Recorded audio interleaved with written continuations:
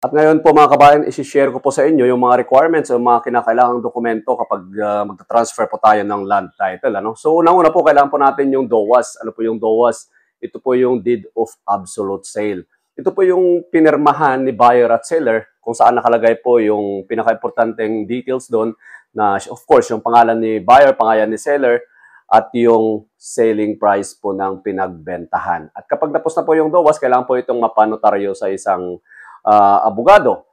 So, kailangan po nating tandaan na after notarization, mayroon po kayong 30 days para bayaran naman ang kaukulang buwis nito sa BIR. So, number 1 requirements po natin is Deed of Absolute Sale. At supporting documents po nito, kailangan nyo pong i-secure yung dalawang ID ni seller at of course, yung dalawang ID ni buyer na dapat po may 3 specimen signature. So, ayan po, ano. So, una, Deed of Absolute Sale.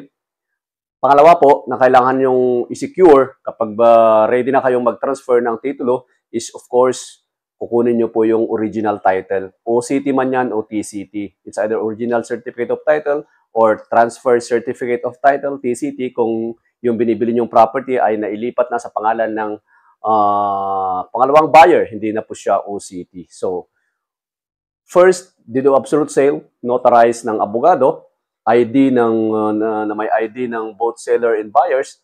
Pangalawa po is yung original title or original TCT. And kukuha na rin po kayo ng CTC ng TCT. Ano po yung CTC? Yun po yung Certified True Copy of Title. Makukuha naman po ninyo ito sa Registry of Deeds. Public documents po yun. Madali naman po mag-request. Usually kahit on the same day makukuha nyo na, pero usually 2 to 3 days. So, Deed of Absolute Sale, original title, certified true copy ng title, and pangatlo po, yung certified true copy naman po ng tax declaration. Mag-request po kayo ng 2 copies ng certified true copy ng tax declaration. And kung walang improvement po, kung lupa lang, mag-request na rin po kayo ng certificate of no improvement.